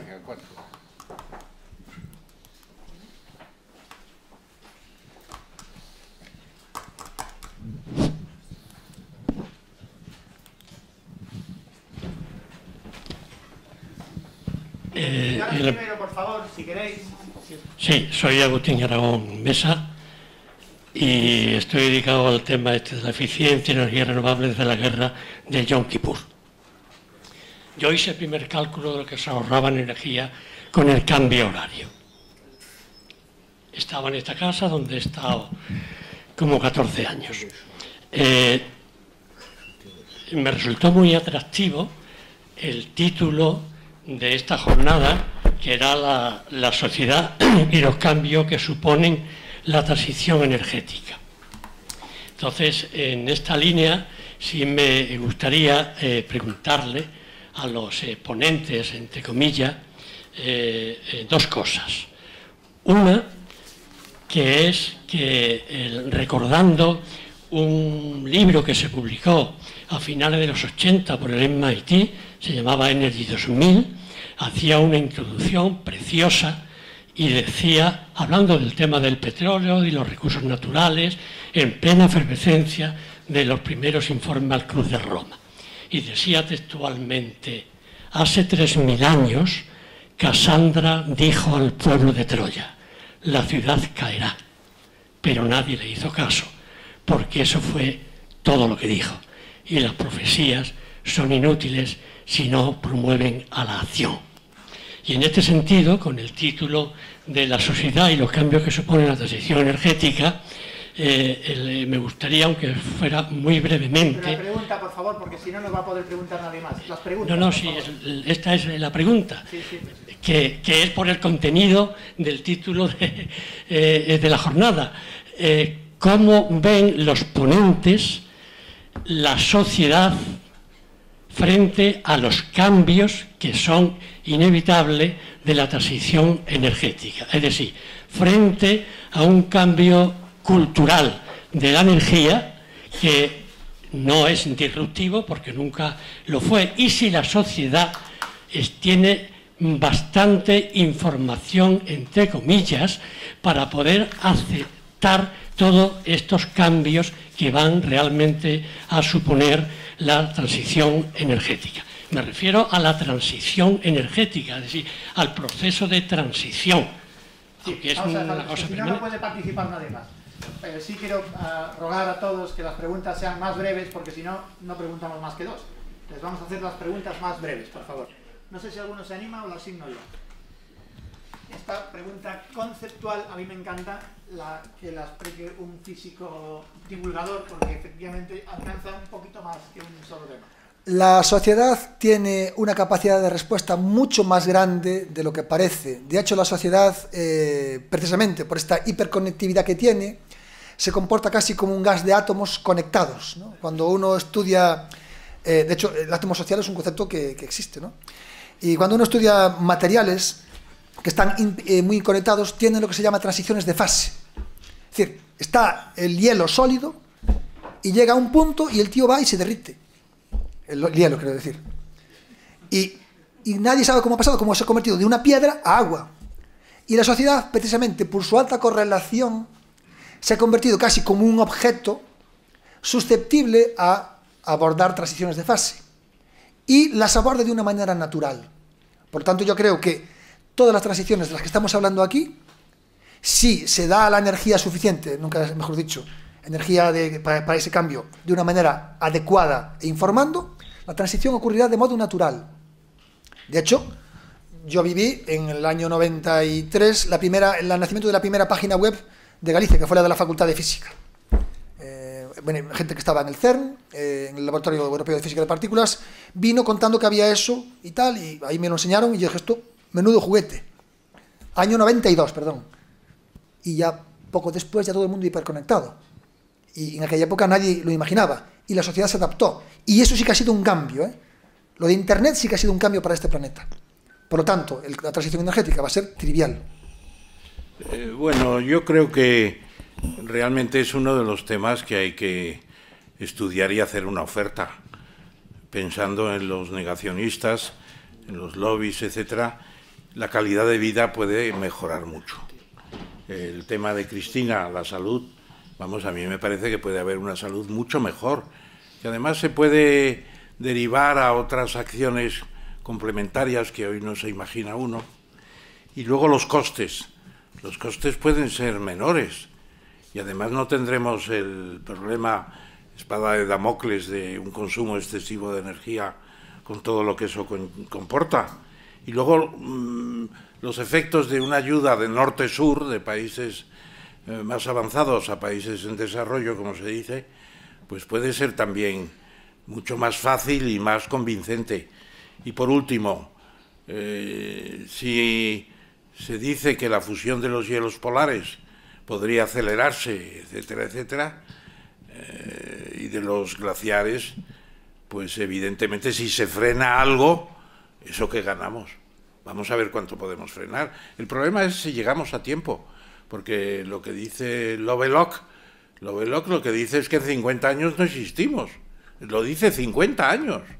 Y luego Stephen Hawking decía, en 600 años esto será una bola de fuego, el planeta, y nos tendremos que ir a otro sitio. ¿A dónde vamos a ir? Porque mandar unas emisiones de radio y mandar esto, que tardan algunos 40.000 millones de años luz, podemos mandar 40.000 millones, pero hay que esperar la vuelta a ver qué pasa. Ya no existen esos astros, han dejado de existir muchos de ellos. O sea que yo creo que podemos plantear la cosa tranquilamente y decir que no va a ser la panacea, pero que va a tener muchas ventajas. Lovelock, tengo que decir que Lovelock y Hawking estuvieron los dos en Santiago, en mi programa que mencionaba Juan. Es un libro. Y fueron apocalípticos, pero dicen que hay que ser apocalípticos para que la gente se vaya preparando, ¿no? Sí, pero no pasarse, porque Hawking también decía que probablemente los alienígenas están entre nosotros. Hawking dijo unas cosas muy curiosas al final, ¿no? Y dejó de creer en Dios y ya creía al final solo en la gravedad, pero sin haber descubierto los gravitones, que no los encontramos. Pero si, como decías tú, Ramón y Jorge, el cielo en muy poco tiempo no va a soportar más peso, al final, si no actuamos, iremos todos al infierno. Claro. Y si nos alargamos mucho, iremos todos para afuera, porque nos estarán de utilidad. ¿Había una pregunta por allí? Sí, hola, buenas tardes. Voy a intentar aterrizar un poco.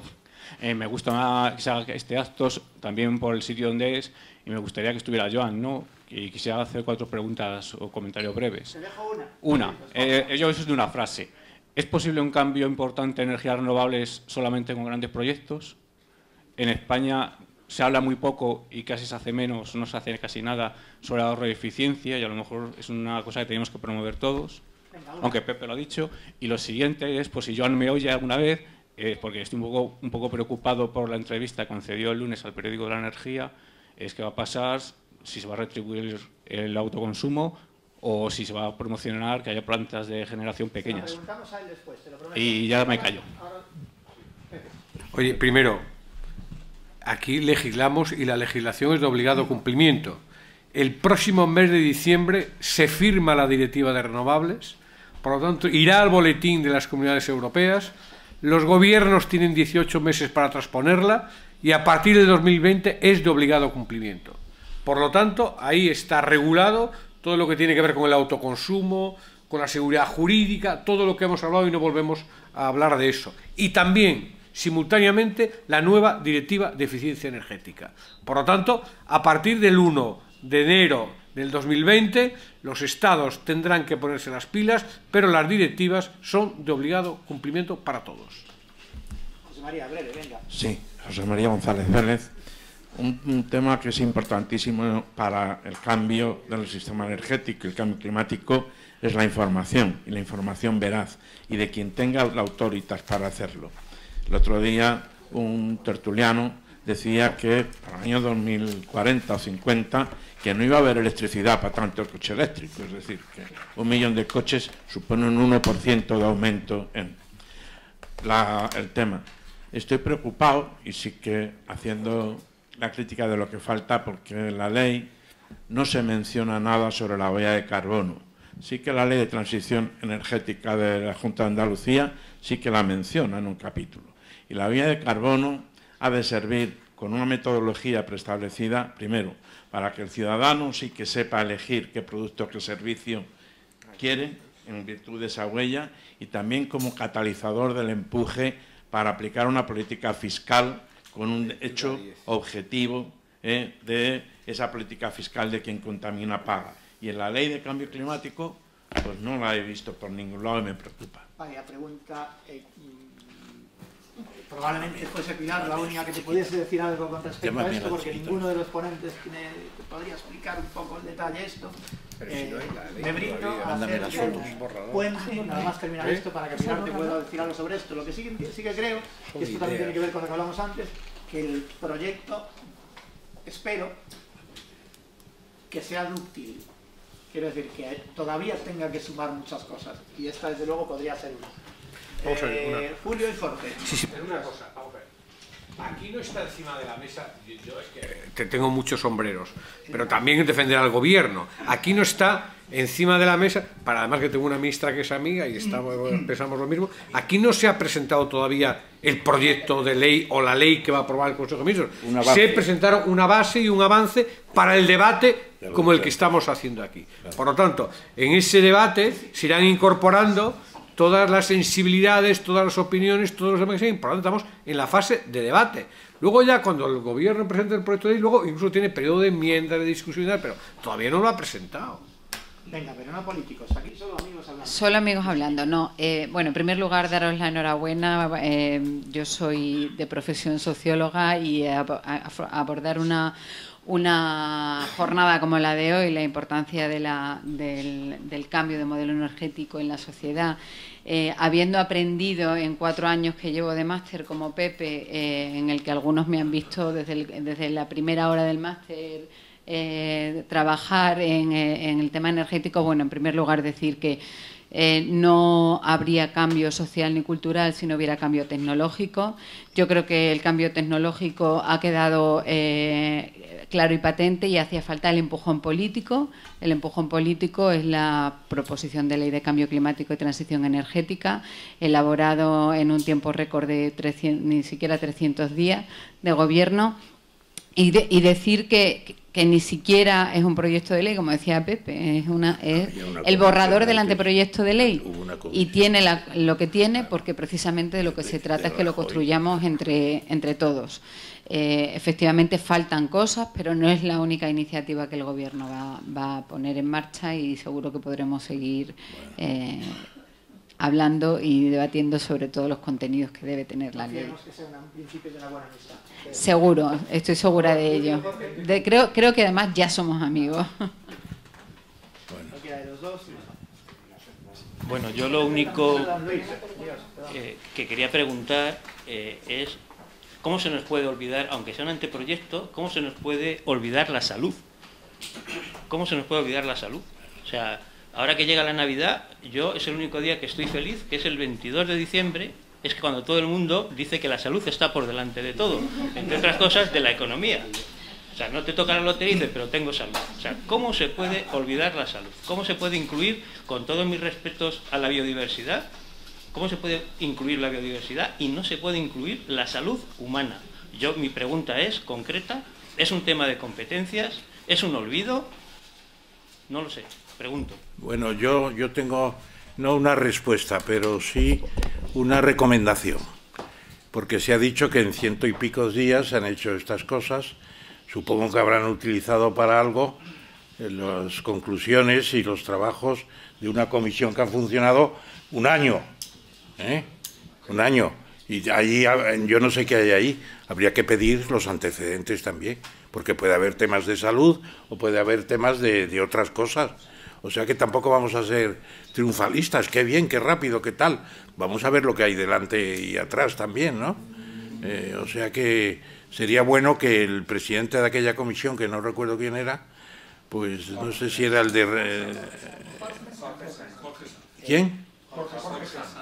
Bueno, pues que nos diga qué hizo aquella comisión. Tampoco hace falta que diga. En cualquier caso, estoy seguro que... Porque Álvaro Nadal recibió los papeles cuando era ministro de Energía y no le dio ninguna importancia, ni les dieron dietas, ni les dieron nada. Una miseria. En cualquier caso, estoy seguro, Julio, que quiero pensar que ese acento explícito que has puesto tú y que ha puesto Cristina no caerá en saco roto. Bueno. Pues las paredes se escuchan. Luis. Luis Crespo, bueno, yo voy a, digamos, a globalizar un poco el tema, no centrarme tanto en el tema español. La verdad es que la energía tiene tantas dimensiones y tendría una pregunta para cada uno de vosotros o más, ¿no? Pero quizá aprovechando la presencia de Pepe Blanco aquí, me gustaría, uno de los temas que han salido, que lo mencionó Ramón, del tema de digamos, la geopolítica de la energía, hasta qué punto... una opción ultraenergética tiene un montón de componentes geopolíticos. Hemos sufrido en las últimas 3 décadas, por ejemplo, pues cantidad de guerras y de muertes debido precisamente al dominio de tratar de buscar, digamos, una supremacía con el tema del petróleo, ¿no? Entonces, bueno, mi pregunta es la sensibilidad que puede haber en Europa, que me parece que Europa sí que debe ser un prescriptor de este tipo de grandes visiones, en el sentido de digamos, la influencia de unas opciones de las renovables en particular, cómo las renovables pueden ayudar precisamente a que haya más paz mundial o haya, digamos, la geopolítica de la energía sea mucho más amable. Pero, sobre todo, una pregunta concreta es si, Pepe, si no debería hacerse mirar o por la Comisión Europea o por la ONU la casualidad tremenda de que los únicos países, o la mayor parte de los países que tienen todavía programas nucleares en curso, nuevos reactores en marcha, son precisamente aquellos en los que saben seguro que la energía nuclear no es la más barata, pero que saben seguro que la energía nuclear tiene otro tipo, digamos, de aplicaciones. Entonces, a mí me gustaría saber hasta qué punto algún organismo a nivel, digamos, a ser posible, digamos, multilateral y lo más mundial posible, pudiera de alguna forma saber por qué Rusia, Estados Unidos, incluso el Reino Unido, Pakistán, Irán, India, están haciendo precisamente, quieren poner nuevas plantas nucleares en sus territorios, y si eso no debería alguna autoridad ser capaz de decir que si el tema de la contaminación es muy malo para el medio ambiente, el tema de la guerra nuclear puede ser seguramente llegar a un fin mucho más dramáticamente y más rápidamente. Pero eso escapa... No sé si es un tema que puede ser objeto de debate, si realmente la gente se preocupa, porque a mí me parece muy importante. Bueno, sí, supongo que habrá estrategas en el mundo que están pensando en las consecuencias que pueden tener este tipo de decisiones, que no son neutras, efectivamente, ¿no? Pero en todo caso, más allá de eso, que yo desconozco, lo que hay es una conciencia global de que si no le ponemos coto a esta economía que hemos creado y que estaba basada en combustibles fósiles, pues estamos destruyendo la naturaleza, y esto es la mayor guerra que podemos tener, que acaba con el planeta. Es decir, no necesitamos una guerra nuclear, si es que la estamos alimentando nosotros cada día. Las cifras son alarmantes, estamos hablando de 60 millones de muertos al año en el mundo como consecuencia del tema de las emisiones, 400.000 en Europa. Hablaba antes del tema de los refugiados, las zonas todas en el mundo que están expuestas al cambio climático, pues eso es increíble. No hace falta más que ver las imágenes que observamos devastadoras cada día. El otro día, por cierto, hay una imagen de lo que ocurrió en Canarias esta semana, de cómo una ola llevaba directamente un balcón. Es impresionante, ¿no? Es decir, bueno, yo siempre ponía de ejemplo lo que pasó en nuestra tierra en el año 2017, en Galicia. En Galicia fue un ejemplo del cambio climático fue tremendo lo del 17. Incendios fuera de época estival, a finales de octubre, los mayores que se recuerdan, devastadores. Sequía en el mes de noviembre y problemas de agua en la ciudad más importante de Galicia, que es Vigo, por número de habitantes. Y unos temporales devastadores que entraban por la costa y no sé cuándo. Todo eso en el mismo año. Pues esto es lo que estamos hablando. Y cada vez hay una mayor conciencia, ¿no? Y eso, pues efectivamente, luego todo el tema pues sabe que hay un problema de que cada vez seremos menos independientes, ya no necesitaremos del gas de no sé dónde, del petróleo de no sé dónde, y eso va a cambiar la dinámica geopolítica del mundo, efectivamente, ¿no? Bueno, hay un tema importante ahí en la energía nuclear, yo creo que va a incidir mucho, es la central que quieren hacer los chinos con los británicos en Inglaterra, o en una parte de Inglaterra creo, y es un disparate. Es un disparate. Al principio se dijo que la señora May iba a suprimir eso, luego reanudó, ahora bastante tiene con el Brexit para ocuparse de la central nuclear, que no se ha empezado todavía.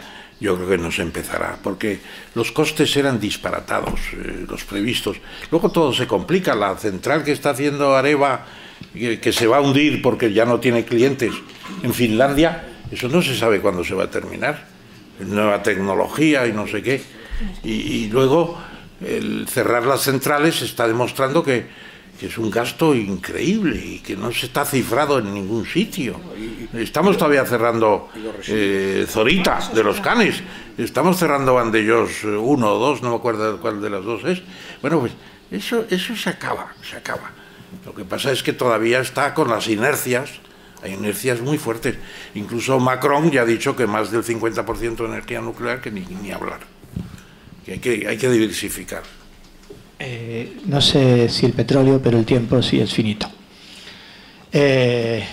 Quisiera agradecer sinceramente a esta casa, a su director, personalizándolo en él, que acaba de entrar, que la gentileza de dejarnos su sede para esta nueva línea de actos de la Fundación. Agradeceros a todos, sin duda, vuestra presencia, agradecer a los socios para los que se pensó esto, y agradeceros a los que no lo sois, que penséis en serlo. En La Comunidad del Anillo, en el primer libro de El Señor de los Anillos, le decía Sam Sagaz a Frodo Bolsón, le decía algo así como: el camino que nunca se empieza es el que más tarda en terminarse. Aquí en este tema hemos estado en trancas y barrancas y no había Dios, si me lo permitís, que empezase nada. Parece que hemos empezado. En la Fundación, sin duda, empujaremos en lo posible, aunque a veces pinche, pero empujaremos en lo posible porque todos los límites superiores no sean más que el comienzo para ir de ahí arriba. Por tanto, muchas gracias a todos. Cristina, Pepe, Jorge, Ramón, muchísimas gracias por estar aquí y hasta pronto. Muy bien. Está bien.